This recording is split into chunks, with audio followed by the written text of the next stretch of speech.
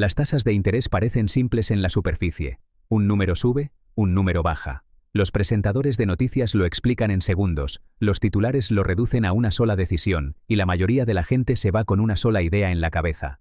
Los bancos centrales deciden todo. Pero las tasas de interés no son un interruptor. No son una orden. Y no están completamente controladas por una sola institución. Son el resultado de un sistema, moldeado por el poder, la confianza, el miedo, las expectativas y la deuda. Para entender quién controla realmente las tasas de interés, tenemos que alejarnos de los anuncios y mirar la estructura que hay debajo. Durante décadas, los bancos centrales han sido presentados como los dueños del dinero. Independientes. Tecnocráticos. Por encima de la política.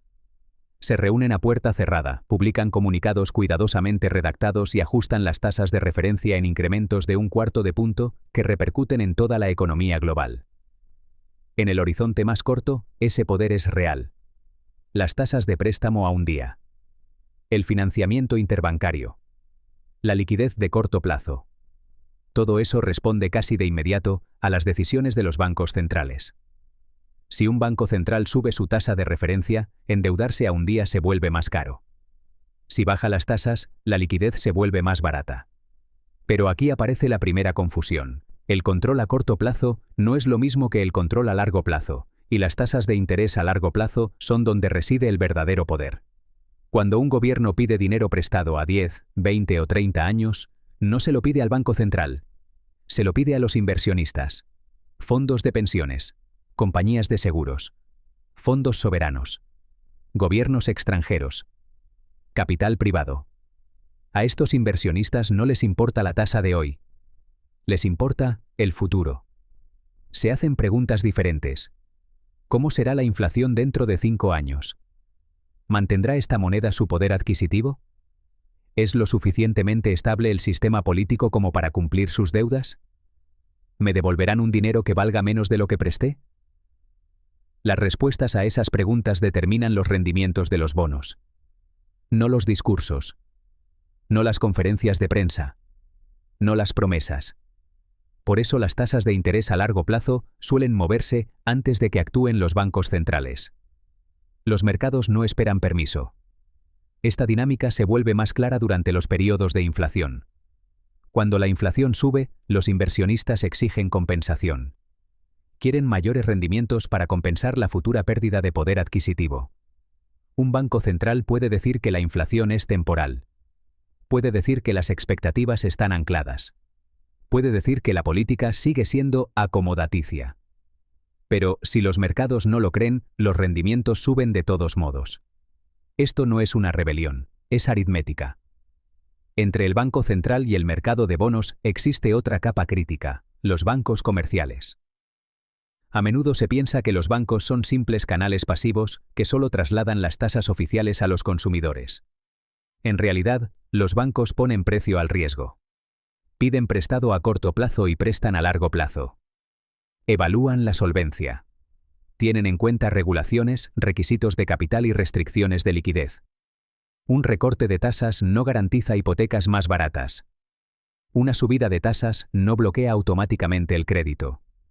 Los bancos deciden cuánto de la política del Banco Central llega realmente a hogares y empresas. Por eso la política monetaria suele sentirse impredecible en la vida real. La señal se debilita a medida que avanza por el sistema. Pero hay una fuerza más profunda que limita el control de todos. La inflación. La inflación no es solo el aumento de precios, es una pérdida de confianza en el dinero. Cuando la inflación se acelera, señala que el equilibrio entre el dinero y la producción real se ha roto. Y una vez que la confianza se erosiona, las tasas de interés la siguen. Por eso la historia muestra un patrón claro. Los bancos centrales pueden suprimir las tasas de interés temporalmente. Pueden comprar bonos. Pueden inundar el sistema con liquidez. Pueden prometer estabilidad. Pero no pueden obligar a la gente a creer. Y la creencia es lo que mantiene bajos los rendimientos. La década de 1970 ofrece un ejemplo claro. Los gobiernos intentaron estimular el crecimiento mientras toleraban una inflación creciente. Las tasas de interés se mantuvieron artificialmente bajas en relación con la inflación. El resultado fue predecible. Los inversionistas exigieron mayores rendimientos. Las monedas se debilitaron. La inflación se aceleró aún más. Finalmente, los bancos centrales se vieron obligados a endurecer la política de forma agresiva, no porque quisieran, sino porque el sistema lo exigía. El control se perdió primero. Y luego se recuperó de manera abrupta. Este patrón se repite de formas más sutiles. En economías altamente endeudadas, las tasas de interés se vuelven políticamente sensibles. Tasas más altas significan mayores costos de servicio de la deuda. Mayores déficits. Presión presupuestaria. Reacción política. Esto crea presión sobre los bancos centrales para mantener las tasas bajas. Pero los mercados ven esa presión. Y cuando los inversionistas creen que las tasas se mantienen bajas por razones políticas y no por estabilidad económica, la confianza se deteriora. La demanda de primas de riesgo aumenta, no de inmediato, pero inevitablemente. Aquí es donde la ilusión de control se vuelve más peligrosa. Cuando los bancos centrales parecen poderosos, los gobiernos se endeudan más. Cuando los gobiernos se endeudan más, el sistema se vuelve frágil. Cuando el sistema se vuelve frágil, los mercados se vuelven escépticos. Y ese escepticismo se refleja en los rendimientos. Las tasas de interés no son un juicio moral. Son un mecanismo de precios. Reflejan el riesgo percibido. La flexibilización cuantitativa complicó aún más esta dinámica. Al comprar bonos gubernamentales a gran escala, los bancos centrales difuminaron la línea entre la política monetaria y el financiamiento de la deuda. A corto plazo, los rendimientos bajaron. Los mercados se estabilizaron. Las crisis se pospusieron. Pero la pregunta de largo plazo quedó sin respuesta. ¿Pueden las tasas mantenerse bajas sin confianza? La QE reemplazó a los compradores privados por compradores públicos. No eliminó el riesgo. Lo redistribuyó.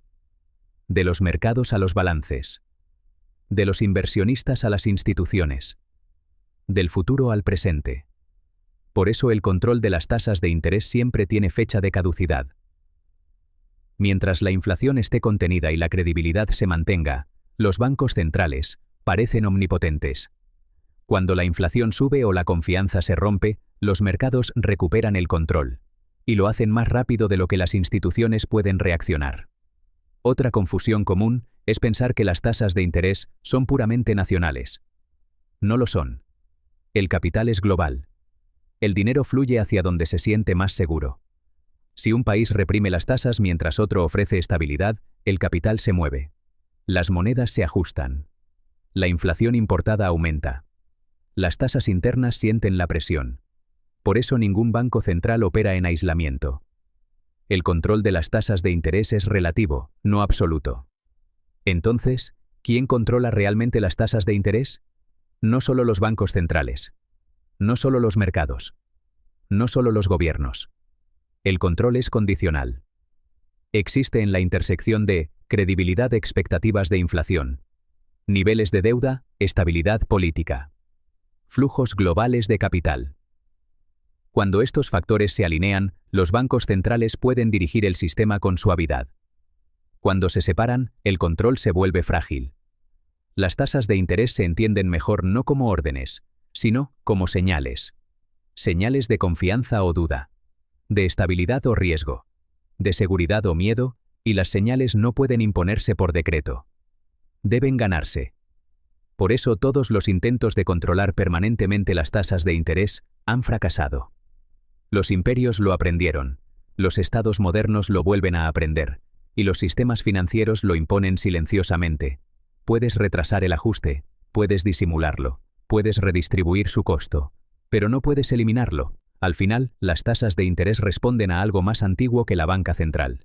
Las tasas de interés parecen simples en la superficie. Un número sube, un número baja. Los presentadores de noticias lo explican en segundos, los titulares lo reducen a una sola decisión, y la mayoría de la gente se va con una sola idea en la cabeza.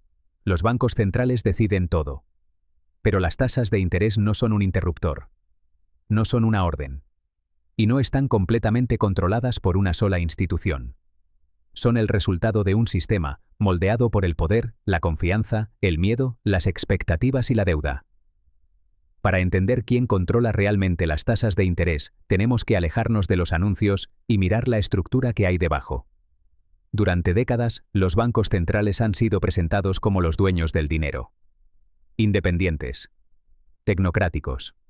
Por encima de la política. Se reúnen a puerta cerrada, publican comunicados cuidadosamente redactados y ajustan las tasas de referencia en incrementos de 1/4 de punto que repercuten en toda la economía global. En el horizonte más corto, ese poder es real. Las tasas de préstamo a un día. El financiamiento interbancario.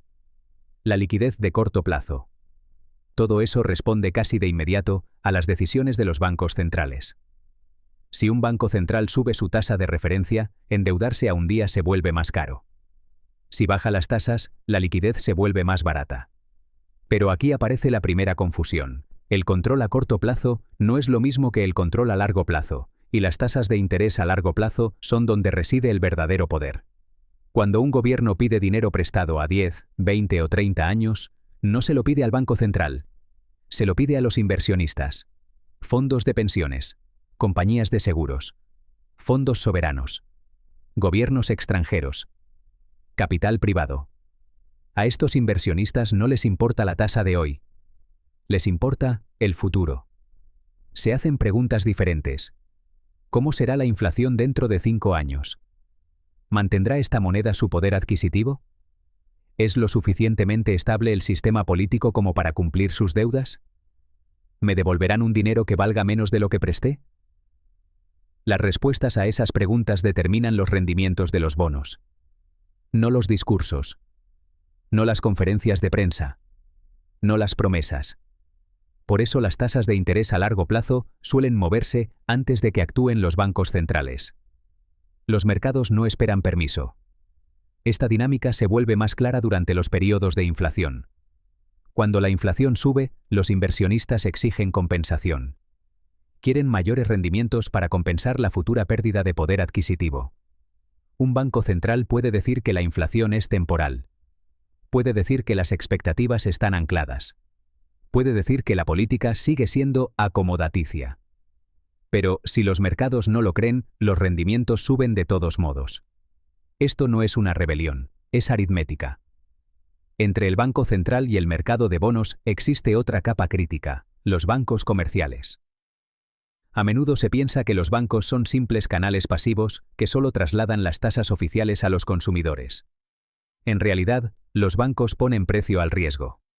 Piden prestado a corto plazo y prestan a largo plazo. Evalúan la solvencia. Tienen en cuenta regulaciones, requisitos de capital y restricciones de liquidez. Un recorte de tasas no garantiza hipotecas más baratas. Una subida de tasas no bloquea automáticamente el crédito. Los bancos deciden cuánto de la política del Banco Central llega realmente a hogares y empresas. Por eso la política monetaria suele sentirse impredecible en la vida real. La señal se debilita a medida que avanza por el sistema. Pero hay una fuerza más profunda que limita el control de todos. La inflación.